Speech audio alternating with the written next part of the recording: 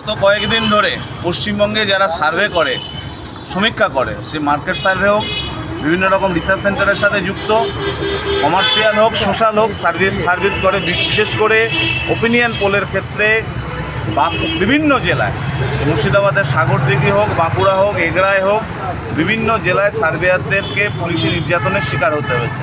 কারোর কাছে উপযুক্ত ডকুমেন্ট থাকা না থাকা সব মিলিয়ে। তো এইটার পরিপ্রেক্ষিতে গতকাল আমরা পশ্চিমবঙ্গের যে কোম্পানিগুলো সার্ভে করে সেই কোম্পানিগুলোকে প্রায় 5টা কোম্পানিকে কালকে চিঠি করেছি, আরও করব। আর আজকে আমরা এসেছিলাম ভবানী ভবন, পশ্চিমবঙ্গ পুলিশের হেডকোয়ার্টার। আমরা ডিজিকে একটা চিঠি করেছি, একজন এডিজি পদরাঙ্কিং অফিসারের সাথে আমরা সরাসরি কথা বলেছি এবং আমাদের বক্তব্য জানিয়েছি। উনি বলেছেন যে আমাদের এই চিঠি 1 দিন 10-15-র মধ্যে সমস্ত ডিএমএসপিদের কাছে চলে যাবে এবং উনি বলেছেন যে জেলাগুলোর সমস্যা হচ্ছে সেই জেলার এসপিদের সাথেও সরাসরি মিট করার জন্য। এবং আমরা যেটা বলেছি যে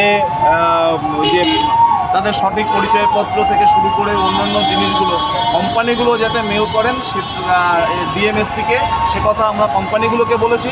এবং এডিজি যিনি অফিসার আমাদের সাথে মিট করেছেন তিনিও এটাতে অ্যাপ্রিসিয়েট করেছেন, এটা ভালো কাজ। আমাদের ইউনিয়নের পক্ষ থেকে পশ্চিমবঙ্গে গণসমীক্ষার সঙ্গে যুক্ত সমস্ত কর্মীদের লড়াই সংগ্রামে আমরা আছি এবং এই লড়াইটা আমরা লড়ব। এই লড়াইটা আমাদের বাঁচার লড়াই এবং পুলিশ যাতে নির্যাতনের থেকে আমরা রক্ষা করতে পারি তার জন্য সর্বত ইউনিয়ন সঙ্গে আছে, থাকবে।